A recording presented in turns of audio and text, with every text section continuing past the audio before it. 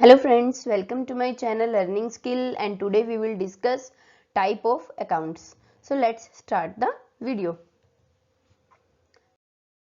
Type of accounts. First of all मैं आपको बता दूं कि टाइप ऑफ अकाउंटिंग पढ़ने से पहले जो अकाउंटिंग की वीडियोस हैं मेरी वो आप देख लेना, जिसमें हमने अकाउंटिंग का meaning, definition, functions of accountant, what is accountant, ये सब कुछ हम लोगों ने पढ़ लिया है पहले। तो एक बार आप उन वीडियोस को जरूर देख लेना। उसके बाद नेक्स्ट हम लोग डिस्कस करेंगे टाइप ऑफ अकाउंटिंग। तो अकाउंटिंग जो है ये 3 प्रकार की होती है। Number 1 financial accounting, number 2 cost accounting and number 3 management accounting. ठीक है, फाइनेंशियल अकाउंटिंग जिसमें हम फाइनेंस, मनी से रिलेटेड बातचीत करेंगे, और कॉस्ट अकाउंटिंग के अंदर, जिसमें कॉस्ट अकाउंटिंग के अंदर जो मैनेजर है वो कॉस्ट कटिंग के बारे में सोचता है, मतलब how to reduce the cost, इसके बारे में बात करेंगे। Then we will discuss management accounting. Management accounting के अंदर एडमिनिस्ट्रेशन से संबंधित जितने भी डिसीजन होते हैं उन सब के बारे में बातचीत की जाती है कि किस तरह से एडमिनिस्ट्रेशन को और ज्यादा बेटर किया जाए। तो आइए हम इन सबको डिटेल में पढ़ते हैं। Financial accounting. Financial accounting, finance, देखो जैसे फाइनेंस वर्ड से फाइनेंशियल अकाउंटिंग बना है, तो फाइनेंस मतलब मनी, पैसा, धन। फाइनेंस से संबंधित जो लेखे जोखे किए जाएंगे, जो लेखा किया जाएगा, जो अकाउंट्स बनाए जाएंगे, उन्हें हम फाइनेंशियल अकाउंटिंग कहते हैं। और फाइनेंशियल अकाउंटिंग का जो पर्पस है, the purpose of financial accounting is, तो इसके क्या उद्देश्य होते हैं फाइनेंशियल अकाउंटिंग के।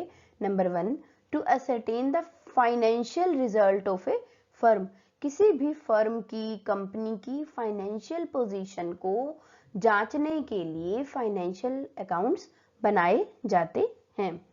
इसके एग्जाम्पल है द प्रॉफिट मेड और loss during a specific period. Profit and loss को कैलकुलेट करने के लिए एक अकाउंट बनता है, उसे बोलते हैं प्रॉफिट एंड लॉस अकाउंट।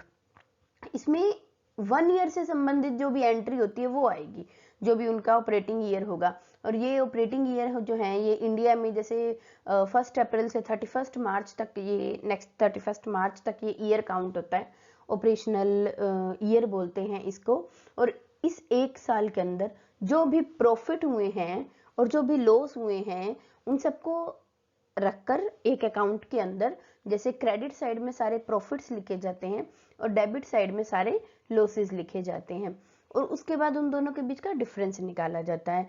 अगर आपके प्रॉफिट साइड ज्यादा है और लॉस कम है तो इट मीन्स आपको प्रॉफिट हुए हैं उस साल में, और अगर आपके लॉसेस ज्यादा हैं, प्रॉफिट कम है, तो मतलब आपका जो डिफरेंस आएगा वो होगा लॉस। तो इस तरह से फाइनेंशियल पोजीशन का पता चल जाता है। नेक्स्ट इसका पर्पस है to know the financial position.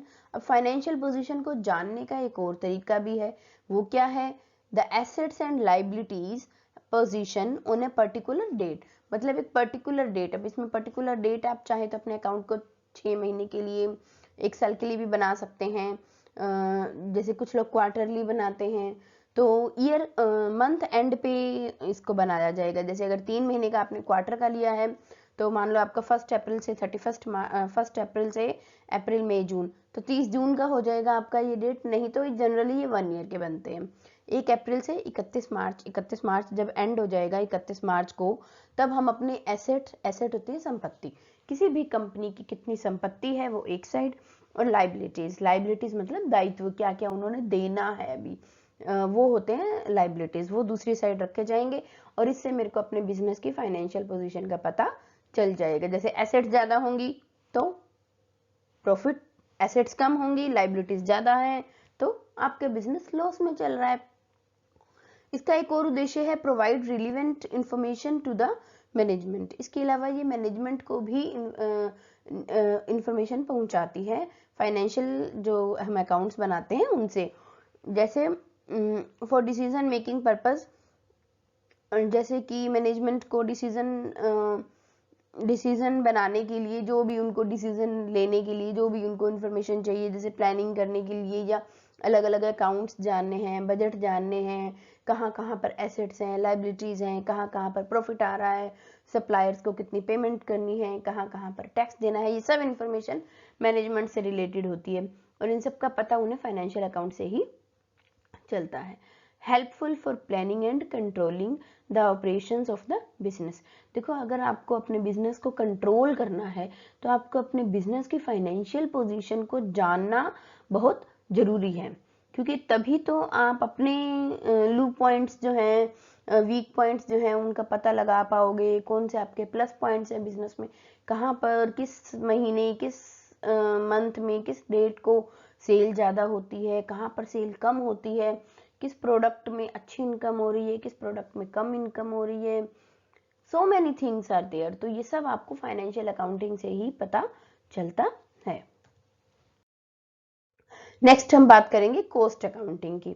देखो, वैसे अगर हम फाइनेंशियल अकाउंटिंग पढ़ना शुरू करें तो ये बहुत वास्ट है, लेकिन हम इसको अभी डिटेल में नहीं पढ़ेंगे, अभी हम इनको ब्रीफली पढ़ेंगे। तो कॉस्ट अकाउंटिंग क्या होता है? Cost plus accounting. तो ऐसे अकाउंट्स जो कॉस्ट से रिलेटेड बनाए जाते हैं। अब कॉस्ट क्या है? लागत है। लागत क्या है? खर्चा है। तो आपको क्या करना है? अपने खर्चों से संबंधित सारे खाते बनाने हैं। जो जहां पर भी आपके खर्चे, आपके एक्सपेंसेस हो रहे हैं, आपको उनसे सबसे रिलेटेड जो भी अकाउंट बनाएंगे वो सब आपके कॉस्ट अकाउंटिंग में काउंट होते हैं और वहां पर ही सारे रूल जो है वो कॉस्ट अकाउंटिंग वाले होंगे। अच्छा, कॉस्ट अकाउंटिंग का पर्पस क्या है? कॉस्ट अकाउंटिंग का पर्पस है, number 1, to analyse the expenditure. सबसे पहले आपको क्या करना है? अपने एक्सपेंडिचर को एनालाइज करना है, कहाँ कहाँ पर मेरे खर्चे होते हैं। Then the cost of various product. सब भी प्रोडक्ट्स की अलग अलग कॉस्ट निकालनी है आपको, कि कहाँ पर कौन से प्रोडक्ट मैं मंगवा रहा हूँ, सप्लाई हो रही है, जो कि मैन्युफैक्चरिंग के लिए, मान लो मुझे रॉ मटेरियल चाहिए, मशीनें चाहिए, टूल्स चाहिए, तो कौन कौन से प्रोडक्ट्स यूज हो रहे हैं, उन सब प्रोडक्ट्स की कॉस्ट क्या है। उन प्रोडक्ट्स को अगर मेरे पास कोई और सब्सटीट्यूट है क्या, उन प्रोडक्ट्स का नहीं है तो क्या सप्लायर का सब्सटीट्यूट है, ये सब कुछ आपका कॉस्ट अकाउंटिंग से ही पता चलेगा। तो इससे क्या होगा? आपको अपनी कॉस्ट को रिड्यूस करने में हेल्प मिलती है। Fix the prices. प्राइजेस को फिक्स करने में कॉस्ट अकाउंटिंग नेचुरली बहुत इंपॉर्टेंट है। अगर आप मैन्युफैक्चरिंग कर रहे हो, आप अपने अलग अलग प्रोडक्ट्स की कॉस्ट निकालोगे, तभी उसमें अपना प्रॉफिट ऐड करोगे, तभी तो आप अपने जो प्रोडक्ट आपको सेल करना है उसकी प्राइस निकाल पाओगे। So it is very important for the manufacturing business. ठीक है। नेक्स्ट है कंट्रोलिंग द कॉस्ट। कॉस्ट को कंट्रोल कैसे किया जाएगा? जब आपको पता लगेगा कि आपकी कॉस्ट कहाँ पर ज़्यादा हो रही है, कहाँ पर कम हो रही है, किस प्रोडक्ट पर कॉस्ट ज़्यादा आ रही है, कि उसका हम सब्सटीट्यूट निकालें by providing the necessary cost information to the management. Management क्या चाहती है? मैनेजमेंट यही चाहती है कि मेरी जो कॉस्ट है प्रोडक्ट्स की वो कम से कम हो। उसके लिए उसे क्या चाहिए? उसे एनालिसिस चाहिए कि कहाँ कहाँ पर प्रोडक्ट की कॉस्ट ज़्यादा कम आ रही है, उसे कम कैसे किया जा सकता है। ये सभी काम कॉस्ट अकाउंटिंग में आते हैं। Management accounting. Management, the purpose of management accounting. अब मैनेजमेंट अकाउंटिंग का मैंने आपको अभी स्टार्टिंग में मीनिंग बताया था। मैनेजमेंट अकाउंटिंग का मतलब है मैनेजमेंट से रिलेटेड अकाउंट्स। मैनेजमेंट कौन करेगा? जो आपके एडमिनिस्ट्रेशन में जो आपकी कंपनी में बैठे हैं वर्कर नहीं करेंगे मैनेजमेंट। जूनियर लेवल के वर्कर नहीं करेंगे। प्रोडक्शन यूनिट के अंदर मैनेजमेंट नहीं हो रहा है जो लेबर काम कर रही है, नहीं। मैनेजमेंट अकाउंटिंग के अंदर सारे एडमिनिस्ट्रेशन से संबंधित कार्य आते हैं। इसीलिए एडमिनिस्ट्रेशन से संबंधित सारे कार्यों का, सारे एक्सपेंसेस का, सारे वर्कर्स का, सारी इनकम्स और आउटगोइंग्स का, इनकमिंग्स का, उन सभी का अकाउंट करना मैनेजमेंट अकाउंटिंग कहलाता है। अब मैनेजमेंट अकाउंटिंग क्यों जरूरी है? क्यों? क्योंकि आपको अपने एडमिनिस्ट्रेशन के खर्चों को भी उतना ही ध्यान देना है जितना आपको अपने कॉस्ट के ऊपर ध्यान देना है, जितना आपको अपने अकाउंट्स पर ध्यान देना है। अब the purpose of management accounting is, management accounting का उद्देश्य क्या है? Number 1, to assist the management in taking rational decision. अब मैनेजमेंट को असिस्ट करने के लिए, जो मैनेजर्स हैं सीनियर लेवल पर, उनको असिस्ट करने के लिए कि आगे फ्यूचर में प्लान कैसे बनाने हैं, बजट कैसे बनाने हैं, कहाँ कहाँ पर हमें अपनी प्लानिंग को चेंज करना है, किस तरह से हमें अपनी स्ट्रेटजी बनानी है नेक्स्ट ईयर के लिए, इन सब के लिए काम कौन करेगा? इन सब के लिए काम मैनेजमेंट अकाउंटिंग करेंगे, जो आपको अपने सारे कॉस्ट का, फाइनेंस का, इसके अंदर सब चीज़ें आएंगी, उसी के बेसिस पर वो एनालिसिस करेंगे। जैसे प्राइस डिसीजन मेकिंग और बाय डिसीजन, कहाँ कहाँ पर प्रोडक्ट्स को खरीदना है, कितना खरीदना है, कहाँ से खरीदना है, कहाँ पे टैक्स ज़्यादा लगते हैं, कहाँ पर टैक्स कम लगते हैं, क्या सब्सटीट्यूट हो सकते हैं।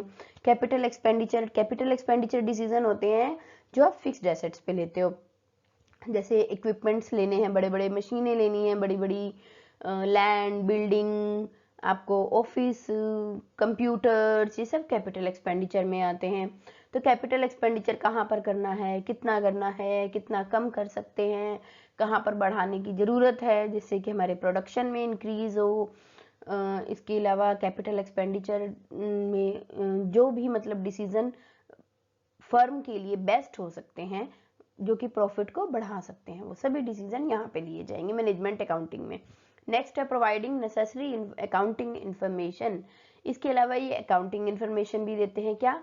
फंड्स, अबाउट फंड्स, फंड कहाँ कहाँ पर हैं आपके, कितने हैं, कितने खर्च कर सकते हो आप, कितने आप एवरेज हर साल में खर्च करते हो, कितने और ज़्यादा खर्च करने चाहिए, कहाँ कहाँ पे बचाया जा सकता है उनको, कॉस्ट कहाँ पर कॉस्ट बढ़ रही है, कम हो रही है, कहाँ पर आप उसका सब्सटीट्यूट ले सकते हो। इसके अलावा प्रॉफिट्स भी यहाँ पर प्रॉफिट यहाँ पर एनालिसिस होता है उस प्रॉफिट का, कि जैसे मान लो मेरे 10 प्रोडक्ट हैं कंपनी में जो मैं सेल करती हूँ, तो कौन से प्रोडक्ट पर सबसे ज़्यादा प्रॉफिट आ रहा है और उसकी कॉस्ट क्या आ रही है, कौन से प्रोडक्ट्स पर कॉस्ट तो ज़्यादा आ रही है पर प्रॉफिट कम आ रहा है। तो ये सभी इवेल्युएशन जो है ना, ताकि किस प्रोडक्ट को बढ़ाया जाए, किस प्रोडक्ट को सेल करने के लिए कम किया जाए या किसको एक्सपेंड किया जाए, ये सभी डिसीजन आपके मैनेजमेंट अकाउंटिंग के अंदर आते हैं। ये सभी डिसीजन किसके लिए लिए जाएंगे? मैनेजमेंट के लिए लिए जाएंगे। हम लोगों ने 3 टॉपिक्स कवर किए हैं आज। कॉस्ट अकाउंटिंग क्या होता है, फाइनेंशियल अकाउंटिंग क्या होता है और मैनेजमेंट अकाउंटिंग क्या होता है। नेक्स्ट वीडियो में हम आपसे बात करेंगे अकाउंटिंग के बारे में ही और ज़्यादा डिटेल में, जैसे कि अकाउंट्स के यूजर्स कौन कौन हैं। So wait for the next video and till then stay safe and stay at home. Bye and thank you for watching my video. Please like, share and subscribe my channel. Thanks.